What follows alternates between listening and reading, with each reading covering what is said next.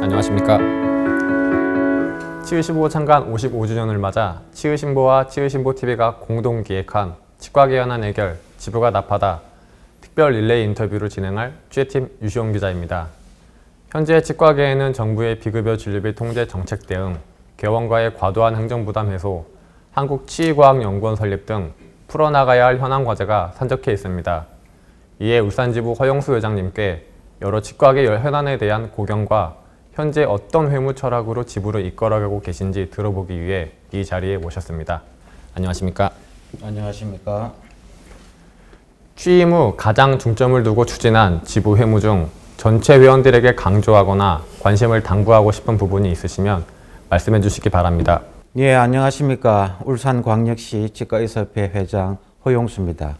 제가 취임 후에서 가장 중점을 두었던 부분이 바로 전 회원의 화합과 친목입니다. 치아의 날 행사를 회원 가족 전체가 참여하는 잔치로 만들고 크고 작은 다양한 문화 공연 행사들을 통해서 회원들이 다 같이 즐기고 하나가 되는 그런 기회를 만들고자 했는데 코로나로 인해서 하나도 실천하지 못하였습니다. 정상적인 회무와 행사를 못하다 보니까 우리 회원들이 회에 대해서 이래 좀 무관심할 것이 좀 가장 염려스럽게 생각합니다. 이제 위드 코로나로 차츰 일상을 회복하게 된다면 내년에는 화합의 행사를 통해서 서로 그립던 얼굴들을 한자리에서 볼 수 있는 그런 기회를 마련하고자 합니다. 회원 여러분들의 적극적인 참여를 부탁드리겠습니다. 우선 대관 업무의 애로사항을 들 수가 있겠습니다. 울산지부는 그 치아의 날 행사라든지 학생 주치의 사업 등을 시청, 교육청 이렇게 같이 함께 해오고 있었고 또 각 그 구회도 그 구청과 보건소와의 그 예산 지원 등 긴밀한 협조하에서 지역아동센터 진료사업 등 이래 우리 취약계층을 위한 다양한 공익 사업을 해오고 있었습니다. 그런데 오랜 코로나 상황이 지속되다 보니까 방역 업무의 폭주로 인해서 바쁜 공무원들과 만날 수가 없어요. 만나주려고 하질 않습니다. 그러다 보니까 대관 업무에 애로사항이 많아요. 그래서 많은 사업들이 취소 내지는 보류되었으며 예산 편성에서도 점차 밀려나고 있는 그런 실정입니다. 근데 사업을 재개해야 될 텐데 일선 담당 공무원들은 잦은 부서 이동으로 가뜩이나 소통이 안 되는 상황이 더욱 가중되고 있습니다.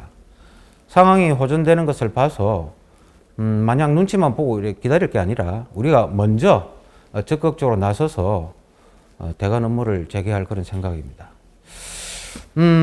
또 한 가지 또 애로사항을 꼽으라면 보수교육에 관한 사항인데요.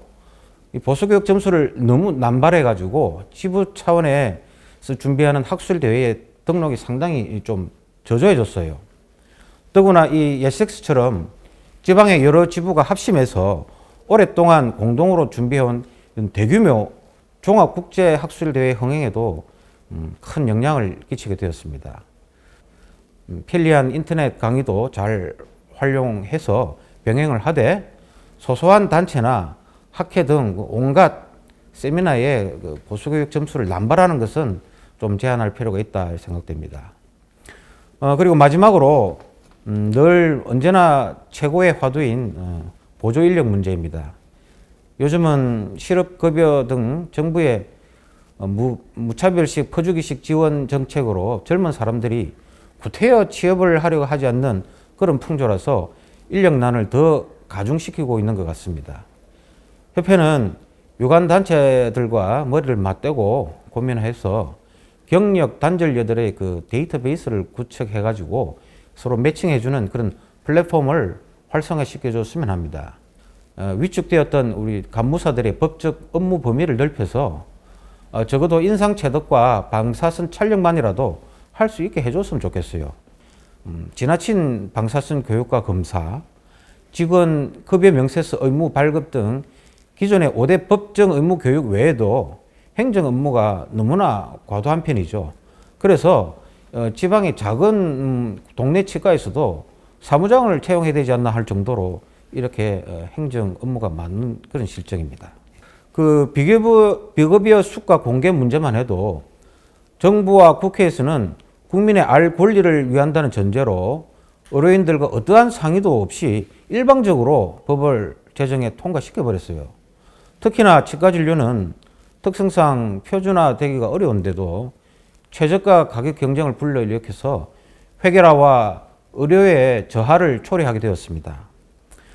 이미 법제화되어 버려서 타이밍을 놓쳤다고는 하지만 아직도 헌법 소원 중이니까 결과가 나오기 전까지는 계속해서 정부에 반대의 목소리를 내는 한편 이왕 공개되어서 경쟁으로 인한 비급여 수가의 하락이 예상되니까 이를 보전할 보험급여의 현실화도 이루어내야 할 것입니다. 그러므로 내년 대선 전국에서는 4개까지의 임플란트 급여화를 이루도록 힘은 쓰되 임플란트 급여 수가를 현행보다 더 낮추어가면서까지 급여화하는 것은 좀 경계해야 할 일이라 생각됩니다. 컨트롤 타워가 없는 협회는 그야말로 우리를 대변하지도 우리를 위해 투쟁하지도 못했습니다. 비급여 신고를 해야 할지 버텨야 할지 지침을 내려주는 협회도 없었고 지부장들도 지부별로 어찌해야 할지 우왕좌왕이었어요. 이젠 신구 임원으로 편가르기 하지 말고 모두가 신임이라는 마음가짐으로 협회장 아래 일치 단결해야 한다고 생각합니다. 협회가 중심을 잃고 또다시 휘둘리고 휘청거린다면 보궐선거를 또 하지 않는다는 보장이 있습니까? 협회장 부재의 그 불안한 시기 피해는 우리 회원들이 고스란히 받았습니다. 협회는 협회로서의 할 일이 있고 또 지부는 지부대로 할 일이 있는 겁니다. 충분한 대화와 소통으로 대립되는 문제는 해결을 하되 우리 외부에 대해서는 한 목소리를 내야 되죠. 지금은 위기의 상황이고 정상적인 협회가 될 때까지 당분간은 지부장 협의회뿐만 아니라 의장단, 감사단, 자문단 등 직각의 모든 리더들이 협회에 강력한 힘을 실어줘야 한다고 생각됩니다. 위드 코로나로 일상으로 돌아가는 그런 시기이고 내년엔 선거를 앞두고 있습니다. 이러한 중요한 시기에 각종 직각의 중요 현안들을 앞에 두고 우리끼리 내부 총질로 인해서 동력을 낭비할 그런 여유가 없기 때문이죠. 반복되는 말입니다만 정치인들이 정치 싸움을 심하게 하게 되면 그렇게 할수록 일반 국민들은 정치의 환멸을 느끼고 무관심해지듯이 직각의 리더들은 잠시 정쟁을 멈추고 우리를 목조르는 외부에 대해서 똘똘 뭉쳐서 대응을 해야 할 것입니다. 전체 회원들 역시 개인주의와 무관심으로 냉소를 보낼 것이 아니라 이럴 때일수록 적극적 관심과 참여를 보이고 마지막까지 희망을 잃지 말고 조금만 더 서로 양보하고 배려하면서 협회와 지부에 신뢰와 격려를 보내주시길 바라겠습니다.